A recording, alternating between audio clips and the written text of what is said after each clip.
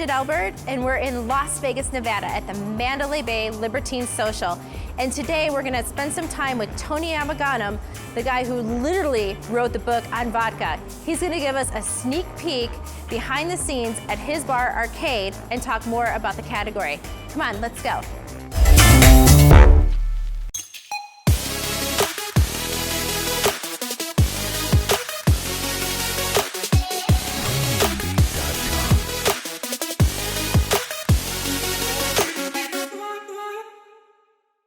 So Tony, thank you so much for being here today and talking about one of the world's most popular spirits, vodka.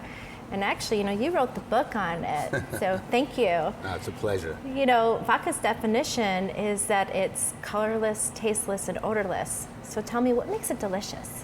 Well, Bridget, probably the biggest disservice that the U.S. government has ever done to the vodka category is give it that definition.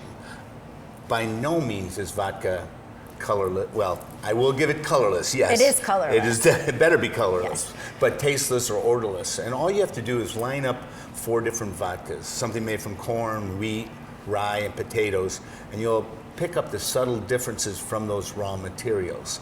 The only way really to gain knowledge is through experience, and by tasting a plethora of different vodkas, you'll come to appreciate and understand those subtleties that make them delicious. Yes, I remember tasting all the vodkas for your book.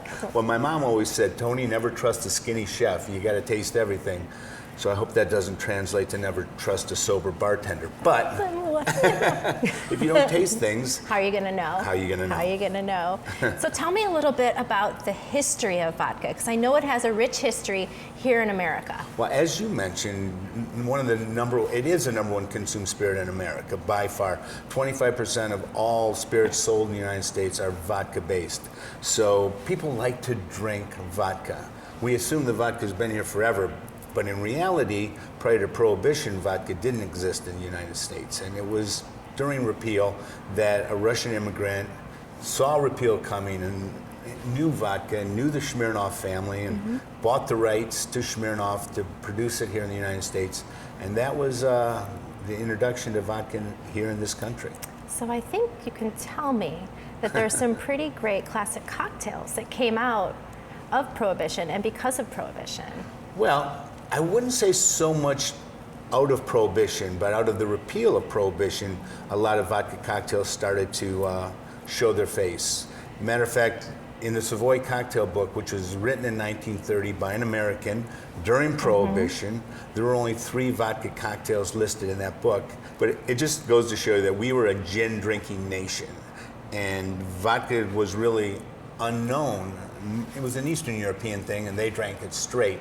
So after the repeal of Prohibition, I believe there was a real shortage of skilled, qualified bartenders, and vodka is very mixable. So the cocktails you may be referring to, a lot of the gin-based cocktails, like the Orange Blossom, like the Gimlet, became vodka-based drinks because vodka was so much easier to mix with. You didn't have the botanicals to complement in the drink. You really just had this presence of alcohol. So yeah, a lot of the gin-based cocktails, even the martini. Oh. We should talk about these beautiful martinis. Happiness. Yeah, happiness. Cheers. And it is delicious. Oh, I got to back so up and good. Kiss myself. Oh. That's so yummy. It's wonderful. And, okay, I'll ask you a question. Do you know in the 1950s, as vodka starts to replace gin in a lot of the gin-based cocktails, the martini being one of them, what bartenders referred to the vodka martini as? Tell me, Tony. Dun, dun, dun, dun, dun, the kangaroo. Yes. I don't know why. No.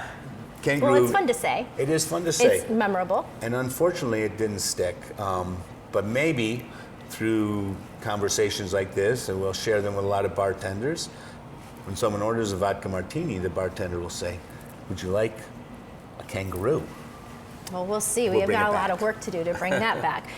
But in the meantime, there was someone named James Bond. And can we talk about what he did to the martini? Well, before we talk about James Bond, let's lead up to that. So 1934, as you said, vodka opens in Bethel, Connecticut the first distillery, Smirnoff, fails miserably. 1939, Hubline steps in, starts to gain some traction with a drink. You know what it is, 1941. You need to stop asking me questions like that and putting The me Moscow on the Mule. I know, Yes. the Moscow Mule.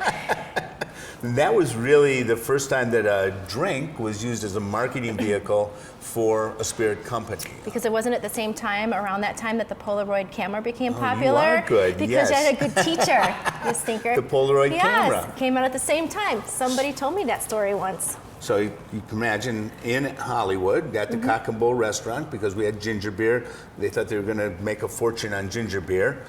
They started a marketing campaign, took the Polaroid camera to bars and restaurants around the LA area, would snap a photo of the bartender with their Moscow Mule, take another one, give them one, go to the bar next door, see what they're doing next door. Yeah. Don't you want to make these?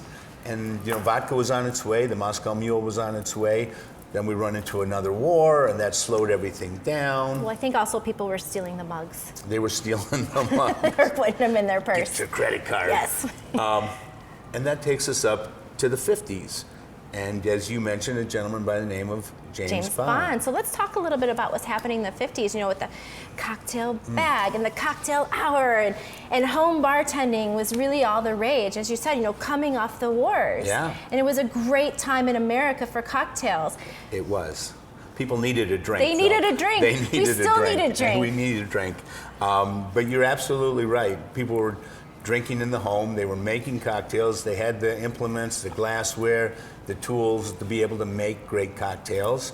And it was really a wonderful swank time. Bartending was was cool. back. People were dressing, music, everything really, like you said, coming off the war, we needed to celebrate a little bit. And it must have been a wonderful time. And Ian Fleming, as you mentioned, starts writing these books about James Bond. And his love interest, Vesperlin. Vesperlin, yeah. Somebody taught me that too. I think that it was really James Bond and the popularity, especially of the movies after the books, when he uttered those words that are in everyone's vocabulary today. Dry martini, lemon peel, shaken, not stirred. Vodka? Of course. Vodka martini. Shaken, not stirred. Vodka martini, Shaken. not stirred. Oh. So that really brings us up to like the 60s, 70s, and then what happened? Disco happened. Disco happened. Disco happened, sweet happened, artificial imitation mixes happened. Big hair started. Big hair, big drinks, happy hour, 2-for-1s. Yeah, it was probably, we were going into a dismal time, I think, in the bar world. But vodka continued to be popular, and again, because of its mixability. Drinks like the Harvey Wallbanger became popular. Because of the surfer. Because of the surfer. Banging his head on the wall. Somebody, yes. And vodka was easy to mix with. And the vodka martinis started to outpace the gin martini. By 1967, we see vodka surpass gin as the number one consumed white spirit. 1976, it surpasses whiskey as the number one consumed spirit and has never looked back. So we should talk about the 90s because we are sitting in Las Vegas. So something incredible happened in 1998. Oh, yes. So let's talk about that because I do think that that's really important because you led the charge on this category and the entire mixology movement. Well, much of it started here and because of you. You're making me blush now a little bit. No, I thought it was the craziest thing. I'm living in San Francisco, working for Harry Denton at the Starlight Room. We just reopened 3 years earlier, getting a lot of play there. It was a great bar. I was happy as can be. A theater company, riding my motorcycle. Life was great.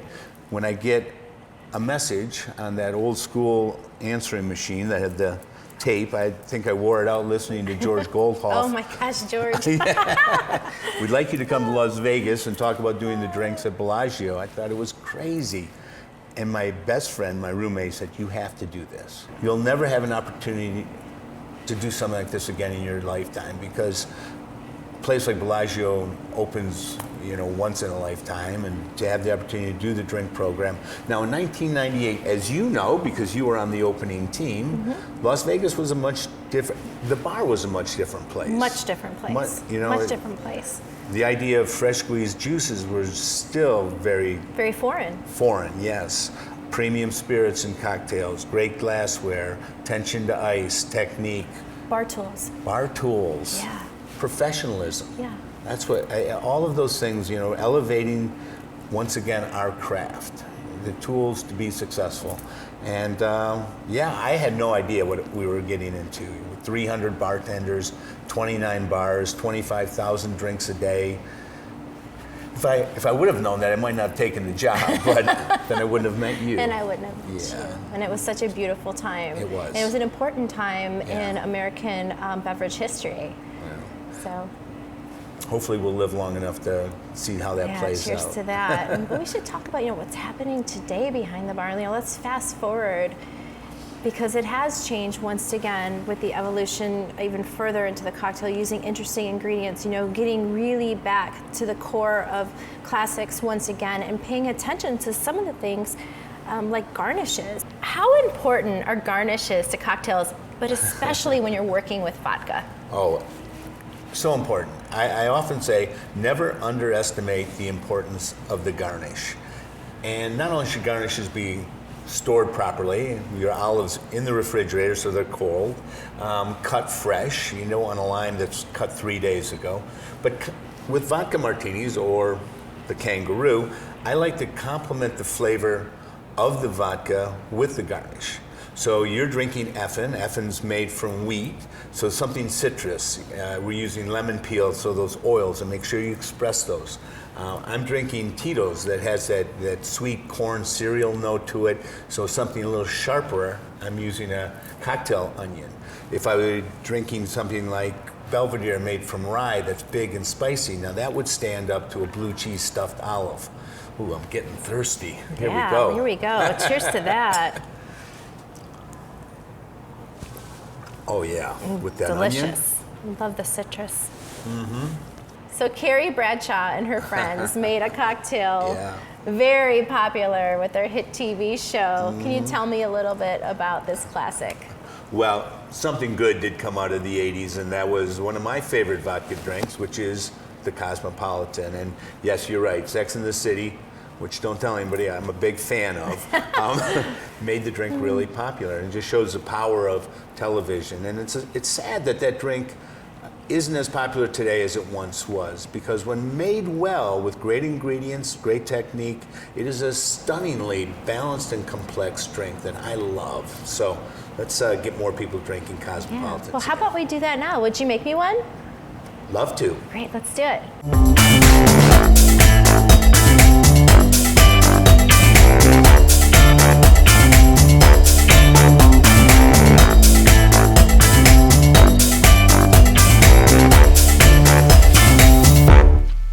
So I'm really excited that you're about to make me a Cosmopolitan, Tony, but most importantly, which character are you? Are you Carrie, Samantha, or Miranda?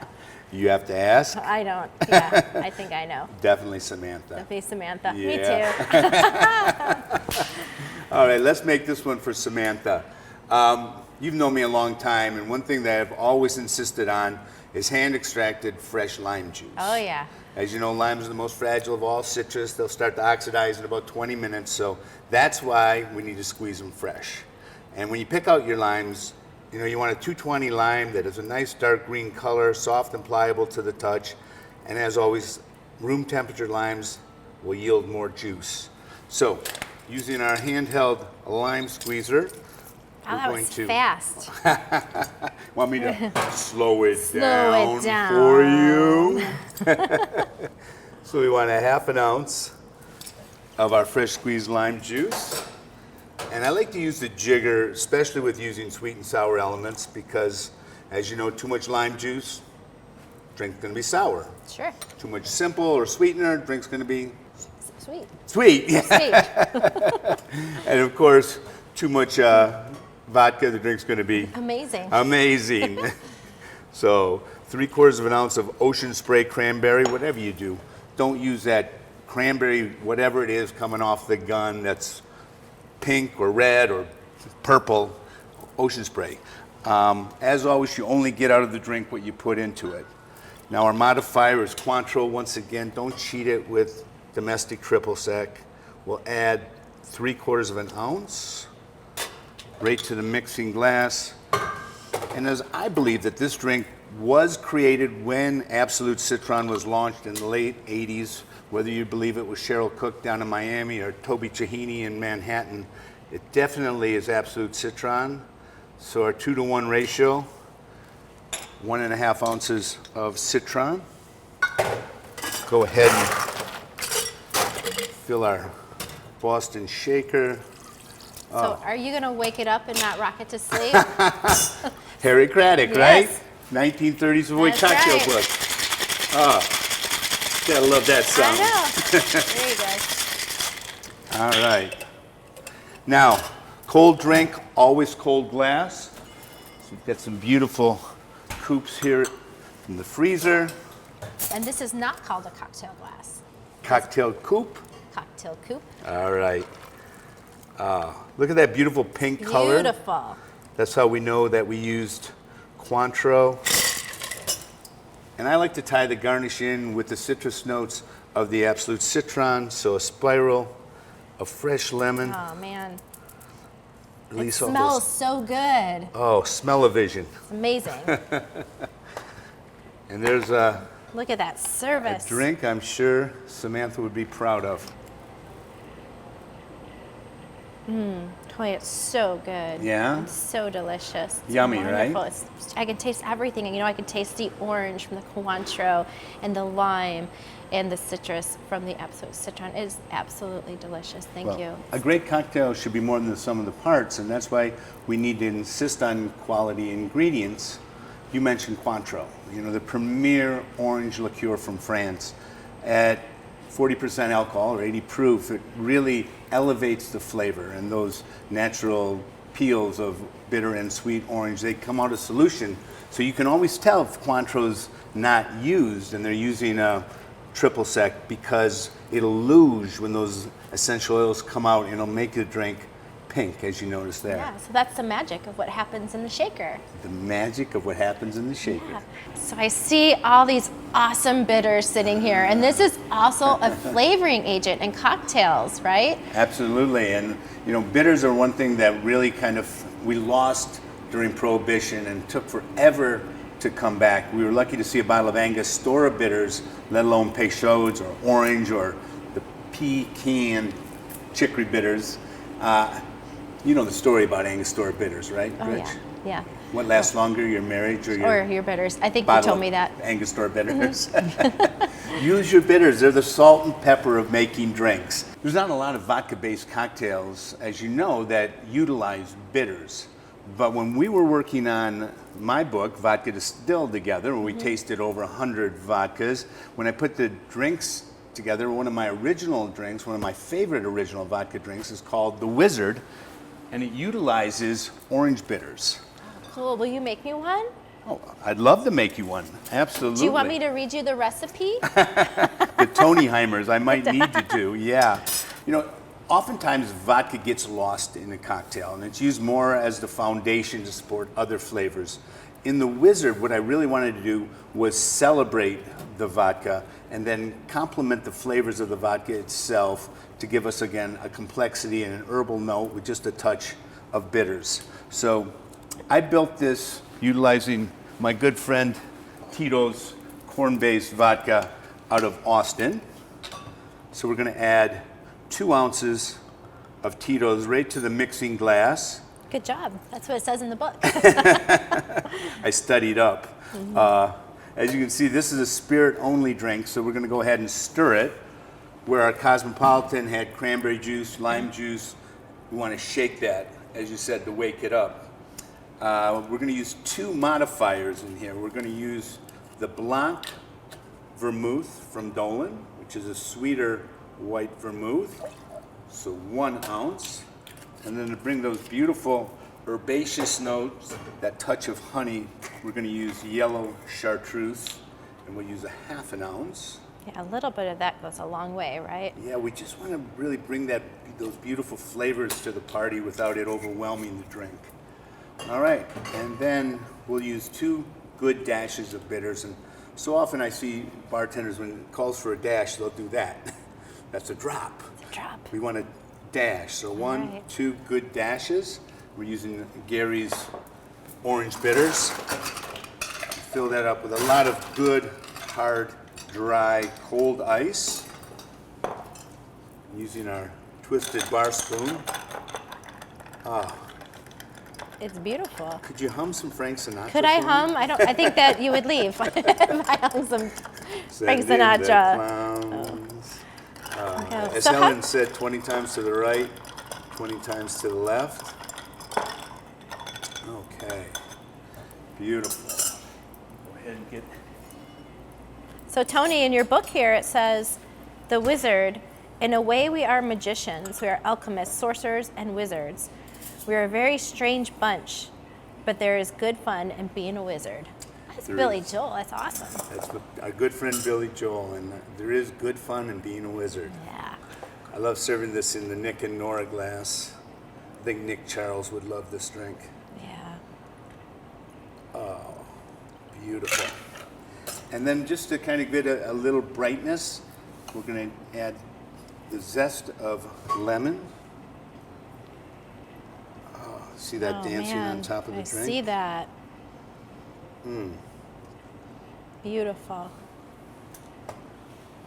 I'm I'll get about rid to be of- double-fisted. Well, That's I'll great. go ahead and take this out of your way. Thank you.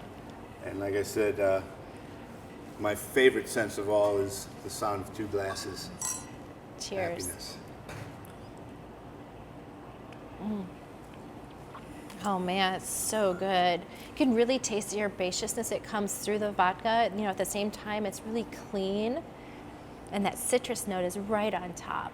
Oh man, it's delicious. Do you feel like a wizard? I feel like a wizard. I do feel like a wizard. It's amazing. Thank you. Beautiful.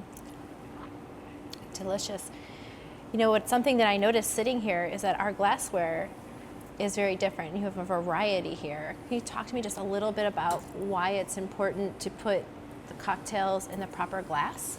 Well, for the longest time, and especially after Prohibition, we've neglected the quality of our glassware.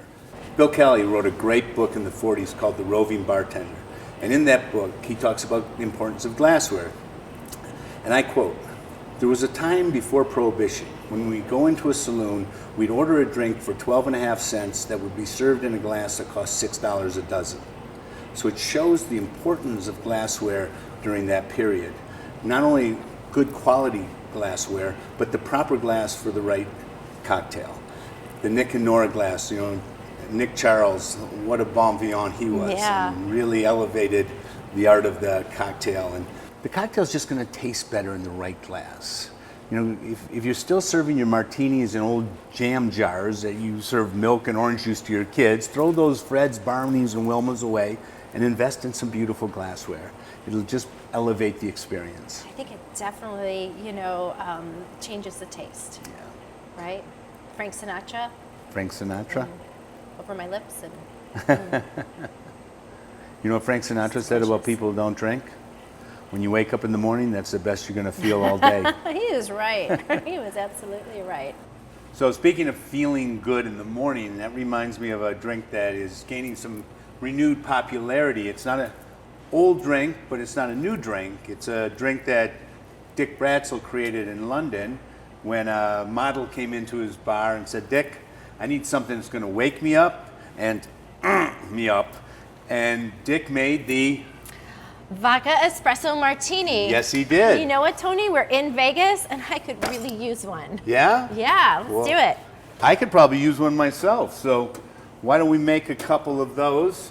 This is a recipe actually from my book, Vodka Distilled, and I think it really works well with Grey Goose vodka. You know, Grey Goose being made from wheat brings that real richness to the vodka, and I also find the notes of orange and the baking notes of star anise to work beautifully with coffee.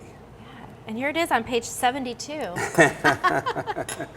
I'm going to test you and see if you follow the recipe. All right. Well, we started with 1.5 ounces of Grey Goose vodka, and my 2-to-1 ratio will then give us 3/4 an ounce. Oh, but I said I was going to make 2 of these, right? Yeah. Shame on me. There you go. So 3/4 an ounce of Kahlua, 1.5 ounces Grey Goose done twice, Perfect. and then just to give it a little touch of sweetness, some simple syrup. And why, of course, is it called simple syrup? Because it's simple to make. It's so simple to make. 1 part water, 1 part sugar. Yep. Easy peasy. So 1/2 ounce for each one. And then some chilled espresso.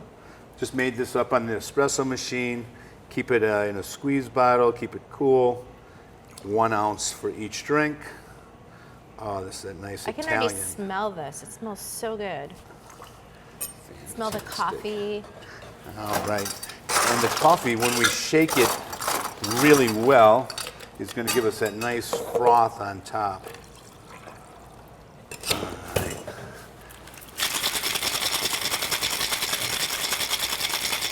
Waking it up, Bridge. You're not rocking it to sleep, buddy. And All especially with these ingredients, you know, is it more important, you know, when you're working with something that's like a little sticky, like maybe like a Kahlua, right, like a liqueur, to shake it a little bit longer and harder? Absolutely, yeah. Like you want to aerate that, bring it to life. All right, now using our Hawthorne into the chilled glass as always.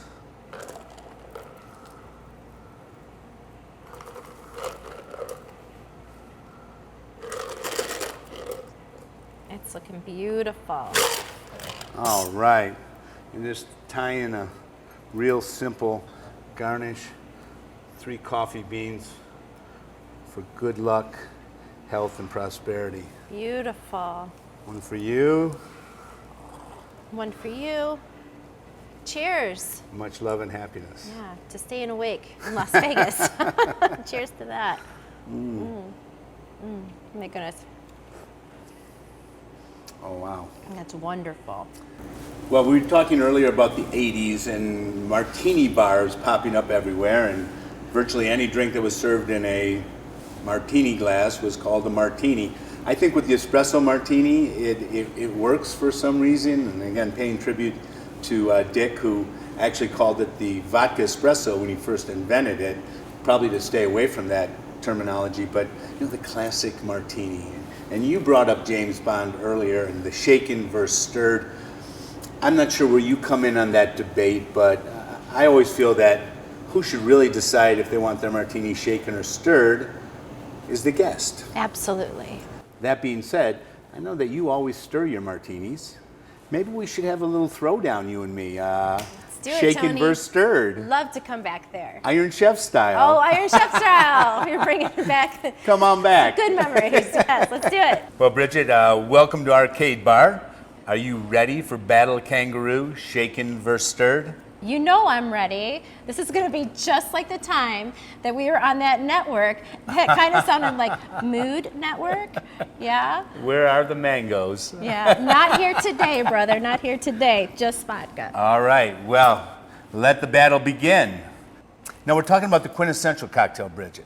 Okay. I'm not talking about a glass of cheap vodka splashed over an ice cube. No. All right. I'm talking about fire and ice. All right. Serious business. Liquid satin. All right. Fred Astaire in a glass. Surgical cleanliness, insight and comfort, absolution and redemption. Okay, let's do this. I'm getting thirsty. All right, do you have a preference in vodkas? You know what I do? Let's use some Effen vodka. Beautiful choice. Great. Effen from Holland, nice wheat-based vodka. How about vermouth? You know what? I really don't care for vermouth in my vodka martini. We agree. No Finally, vermouth and something. vodka. All right. Okay. Let's do it then. All right, You're going to let's do stir? this. I'm going to stir. Then I'll shake. And you are going to shake. So we'll do like the standard 3-ounce pour Beautiful. right over my mixing glass. Make sure you go all the way to the top to get a proper pour. Tony, are you serious? After 22 years? All right, Why don't thank you show me? All the way so you get that meniscus. I mean, this is a Dutch vodka, and you know the Dutch, they don't want you to short pour them. Going Dutch here, Bridge. All right. All right, beautiful. So now I'm gonna add my ice. I'm gonna keep my bar spoon in my mixing glass, just right over the top. I'm gonna go just about a little over halfway because we don't want it to be like SeaWorld up in here, right? We don't want to be like SeaWorld. I know we're competing, but help a brother out here. All right, Only now. if you take back what you said about my short pour. Here you go. All right. Remember, we're going to be judged on the appearance only. Silky, sexy, swank. Ready? Oh, I'm already ahead of you. Nice technique.